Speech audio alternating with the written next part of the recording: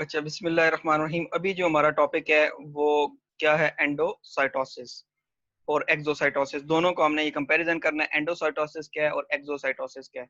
नाम से पता चल जाता है, देखने से ही। एंडो एंडो कहते हैं इनसाइड, और साइटोसिस जो है ना सेल से। ठीक है, साइटोलॉजी जिस तरह होता है स्टडी ऑफ सेल, साइटोसिस का मतलब है सेल के अंदर कोई चीज जो है लिंक को। ठीक है, endo mean inside the cell, अगर कोई चीज आ रही है तो it is a process of cellular injection of bulky material. अब नीचे में इसकी डायग्राम आपको दिखाऊंगा, पहले डेफिनेशन पढ़ लेते हैं। कैसा प्रोसेस है जिसमें सेलुलर इंजेक्शन होती है, यानी सेल इनटेक कर रहा है किसी मटेरियल को, बल्कि मटेरियल को इनटेक कर रहा है। और कैसे इनटेक कर रहा है? ठीक है, ये सेल है। ठीक है, और ये सेल अपने जो सेल मेम्ब्रेन है उसको इन्वेजिनेट कर लेता है, ये यूं करके ना, ये इस तरह करके ये सेल अपनी मेम्ब्रेन को इन्वेजिनेट करता है, और ये जो मटेरियल है वो इसके अंदर आ जाता है। और फिर ये जो है ना, बाहर से ये सेल मेम्ब्रेन क्या हो जाएगी, फोल्ड, और ये जो अंदर का मटेरियल था वो फूड वैक्यूल सा बन जाएगा। ठीक है, तो ये सेल था, सेल ने अपनी मेम्ब्रेन को इन्वेजिनेट किया। क्या चीज है? Bulky material by infolding the cell membrane. और ये 4.26 नीचे भी हम इसको देखते भी हैं। अच्छा, ये अभी याद करने के लिए, ठीक है, कि टू फॉर्म ऑफ एंडोसाइटोसिस है। अगर ना, एक तो सॉलिड मटेरियल फैगोसाइटोसिस जो है ना, वो अगर सॉलिड सेलुलर ईटिंग, कोई सॉलिड मटेरियल वो ले रहा है, इनटेक कर रहा है, तो वो फैगोसाइटोसिस है। और पानी आप पीते हैं, ठीक है, पीने दो इसको, पीनोसाइटोसिस सेलुलर ड्रिंकिंग। यानी अगर कोई सेल लिक्विड मटेरियल इनटेक कर रहा है तो वो पिनोसाइटोसिस है। सेल का कोई भी चीज इनटेक करना by infolding the membrane, cell membrane को इनफोल्ड करने से मटेरियल को वो जो इनटेक कर रहा है, बल्कि भी हो सकता है मटेरियल, ठीक है, सॉलिड मटेरियल भी हो सकता है, या फिर वो लिक्विड मटेरियल भी हो सकता है।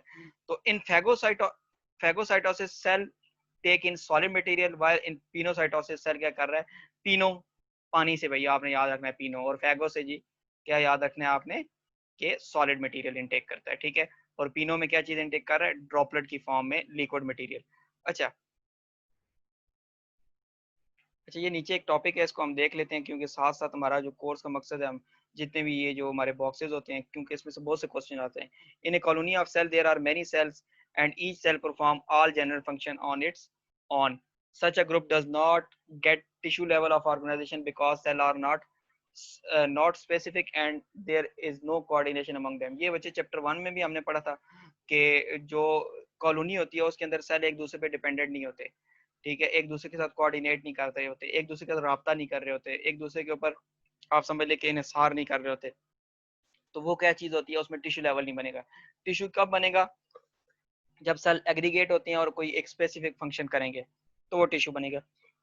कॉलोनी के अंदर बहुत से यूनिसेलुलर होते हैं और उनके अंदर कोई डिवीजन ऑफ लेबर नहीं होती। नेक्स्ट जो टॉपिक है हमारे पास वो एक्सोसाइटोसिस है। एक्सोसाइटोसिस में क्या होता है? एक्सोसाइटोसिस एक ऐसा प्रोसेस है जिसमें it is a process through which bulky material is exported, यानी बाहर की तरफ।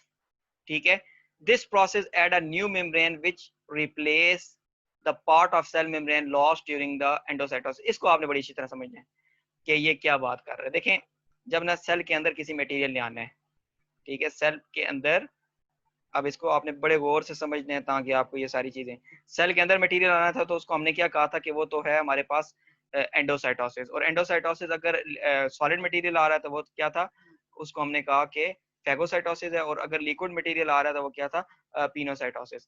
ये देखें, ये सेल ने क्या किया, अपनी मेम्ब्रेन को इन्वेजिनेट किया, और इन्वेजिनेट करने के बाद ये जो है ना, ये मटेरियल, ये बल्कि मटेरियल को इसने अपने, ये जो मेम्ब्रेन थी ना सेल की, ये जो मेम्ब्रेन थी, ये मेम्ब्रेन क्या हो गया कि यहाँ से, इसको मैं थोड़ा सा आपको एक्सप्लेन करता हूँ कि सेल की ये मेम्ब्रेन जब इन्वेजिनेट हुई, और ये जो दूसरी मेम्ब्रेन थी, ये आहिस्ता आहिस्ता ये अंदर जाते गई, ये मेम्ब्रेन ये यहाँ पे आ गई।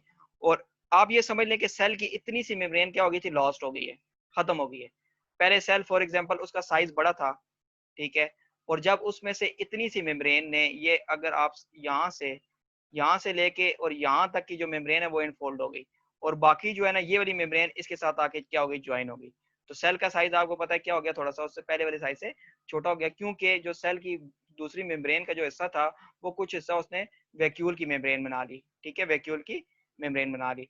अच्छा, इसके बाद वो यहाँ पे ये जो लिखा हुआ है कि it is a process through which the bulky material export, this process add a new membrane. ये प्रोसेस क्या करता है, जो एक्सोसाइटोसिस और न्यू मेम्ब्रेन को ऐड कर रहा है which replace the part of cell membrane during, ये लॉस्ट होती है ड्यूरिंग एंडोसाइटोसिस।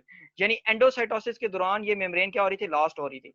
अब जब एक्सोसाइटोसिस होता है तो ये फिर क्या होता है कि ये बल्की मटेरियल को, ये इसके इर्द गिर्द एक मेम्ब्रेन बनती है और ये मेम्ब्रेन जब आके साथ इसके साथ फ्यूज करती है और जितना हिस्सा लॉस्ट हुआ था वो दोबारा से क्या हो जाता है, रीजनरेट हो जाता है। यानी ड्यूरिंग एंडोसाइटोसिस मेम्ब्रेन क्या हो रही है, इधर से कम हो रही है, और एक्सोसाइटोसिस में मेम्ब्रेन की एडिशन दोबारा हो जाती है। तो इसको दोबारा से ऊपर से देखते हैं और फिर आपका टॉपिक जो भी हुआ वो हम पूछ लेते हैं। तो it is the process through which a bulky material is exported. This process add a new membrane which replace the part of cell membrane lost during endocytosis। यानी जो एंडोसाइटोसिस के दौरान बच्चे क्या होती है, लॉस्ट होती है, वो दोबारा से इस एक्सोसाइटोसिस में रीजनरेट होती है। तो ये जो है ना हमारा आज छोटा सा एक टॉपिक